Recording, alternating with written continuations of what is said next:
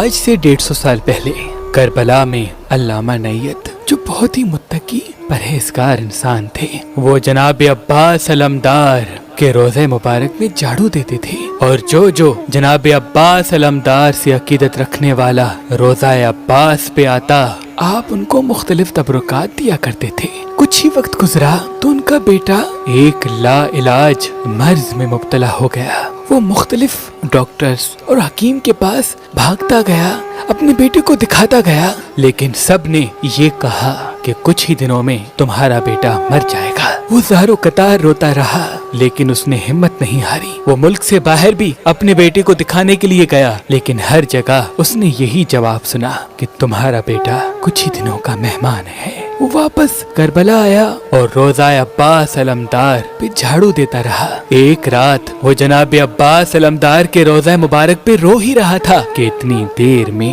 ایک سوالی آیا اور پوچھنے لگا، اے اللہ کے نیک بندے، کیوں رو رہے ہو؟ اس عالم نے کہا کہ کیا کہوں، میرا اکلوتا بیٹا چند دنوں کا مہمان ہے، اس کا علاج ناممکن ہے، رو نہیں تو کیا کروں؟ وہ مسکرا کے کہنے لگا، تعجب ہے کہ باب الحوائج کے روزے پہ بیٹھے ہو اور اتنی چھوٹی سی بات کے لیے پریشان ہو۔ کہو اپنے آقا عباس سے، وہ تمہارے بیٹے کو اللہ سے شفا دلائے گا۔ بس اس شخص کا یہ کہنا تھا تو اس کو یہ خیال آیا کہ ہاں، میں تو یہ بھول ہی گیا، میں تو جناب عباس کا خادم ہوں، کیسے ہو سکتا ہے کہ جناب عباس کے دروازے سے کوئی خالی جائے؟ وہ فوراً اپنے گھر آیا اور اپنی بیوی کو کہا کہ آج کی رات ہمارا بیٹا ہمارے مولا، ہمارے آقا عباس علمدار کا مہمان ہے۔ اپنے بیٹے کو لے کے گیا، جناب عباس علمدار کے روزے پہ اس کو باندھ دیا اور دست ادب کو جوڑ کے یہ کہنے لگا، اے میرے مولا باب الحوائج، دنیا کے علاج کرنے والوں نے میرے بچے کو لا علاج کہہ دیا، اب آپ کے سوا کوئی سہارا نہیں۔ اے میرے مولا،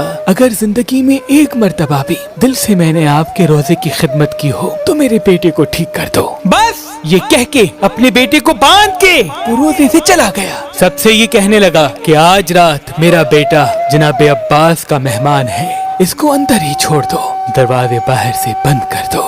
سب لوگ روزہ عباس کو بند کر کے واپس چلے گئے۔ وہ عالم ساری رات روتا رہا، دعائیں مانگتا رہا، اس کی بیوی روتی رہی، دعائیں مانگتی رہی۔ روتے روتے ابھی اس کی آنکھ لگنی تھی کہ اتنی دیر میں دروازے پہ کوئی آیا۔ اس نے جیسے ہی دروازہ کھولا، اس عالم کا ایک دوست کہنے لگا کہ میں نے ایک خواب دیکھا ہے کہ تمہارا بیٹا ٹھیک ہو گیا، وہ جناب عباس کے روزے پہ ہے۔ اس عالم نے کہا، ہاں، میں تو اپنے بیٹے کو جناب عباس کے روزے پہ چھوڑ کے آیا ہوں، تم نے خواب کیا دیکھا؟ وہ کہنے لگا کہ میں نے خواب دیکھا کہ تم نے اپنے بیٹے کو جناب عباس کی زری سے باندھا اور دروازہ بند کر کے جیسے ہی واپس آیا، اتنی دیر میں حضرت عباس علمدار زری مبارک سے باہر آئے اور کہنے لگے، اے میرے اللہ، اس سوالی کو میرے صدقے شفائے کاملہ عطا فرما۔ جیسے ہی مولا عباس نے یہ کہا، اتنی دیر میں آسمان سے 2 فرشتے آ گئے اور وہ کہنے لگے، اے شہنشاہ وفا،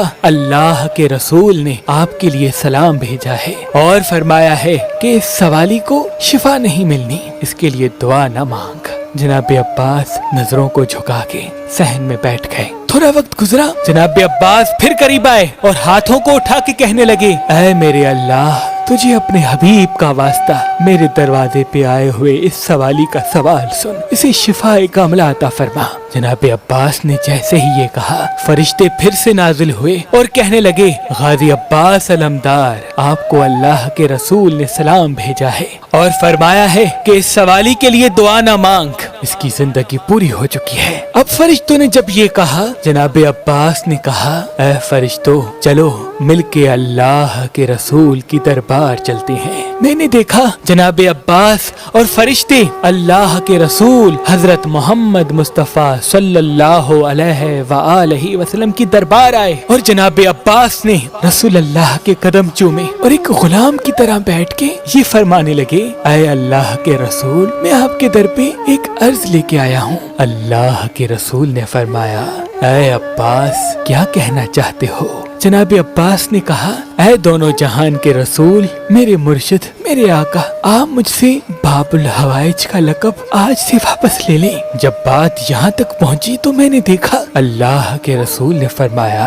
क्यों अब्बास? जनाब अब्बास ने रो के कहा, या रसूल अल्लाह, आपने और आपके नवासे मेरे मुर्शिद हुसैन ने मुझे बाबुल हवाइज का लक़ब दिया है। लोग सवाल लेके, अपनी हाजतें लेके मेरे दरवाजे पे आते हैं और जब मैं उनके लिए दुआ करता हूँ तो आप फरमाते हैं कि इनके लिए दुआ न मांग, इनके नसीब में ये नहीं। या रसूल अल्लाह, अगर उनके नसीब में पहले से मौजूद होता तो वो मेरे दरवाजे पे क्यों आते? इस गुलाम का अर्ज ये है कि या तो मुझसे बाबुल हवाइज का लक़ब वापस ले लें या तो किसी भी सवाली के लिए मुझे मना ना करें कि मैं अल्लाह से आपके सदके दुआ न मांगूं। बस जनाब अब्बास का ये कहना था। अल्लाह के रसूल ने जनाब अब्बास का सर चूमा और फरमाया, अब्बास, उस सवाली के लिए दुआ मांग। आमीन मैं कहूँगा, इंशाअल्लाह अल्लाह कबूल फरमाएंगे। जनाब अब्बास ने हाथों को उठाया और तुम्हारे बेटे के लिए दुआ की और अल्लाह के रसूल ने आमीन कहा और मैंने देखा कि तुम्हारे बेटे को जिस रस्सियों से तुम बांध के आए थे वो रस्सियां खुद ब खुद खुल गईं। ये सुन के वो दोनों दौड़ के जैसे ही जनाब अब्बास अलमदार के हरम आते हैं तो क्या देखें, उनका बेटा सही और सालिम जनाब अब्बास अलमदार के रोज़े मुबारक में बैठा हुआ है। मुख्तलिफ डॉक्टर, हकीम जब फिर से उसकी बेटी को देखने लगे तो वो कहने लगे, ये नामुमकिन है। उस आलिम ने कहा, जो जो नामुमकिन होता है वो जनाब अब्बास अलमदार के हरम में मुमकिन हो जाता है। सलाम हो बाबुल हवाइज जनाबे अब्बास अलमदार पर, जनाबे अब्बास अलमदार पर। अगर पढ़ी लिखी लड़की चाहिए या गांव देहात की, या आप तलाक याफ्ता हैं और दूसरी शादी करना चाहते हैं, अब परेशान होने की कोई जरूरत नहीं। अल्लाह के करम से हमारे पास पाकिस्तान से बाहर और पाकिस्तान में भी मुख्तलिफ मसलक और मजहब के रिश्ते मौजूद हैं। तो अभी हमारी वेबसाइट मेहरबान.com पे आएं, शादी का फॉर्म फिल करें और अपने लिए एक अच्छा रिश्ता हासिल करें।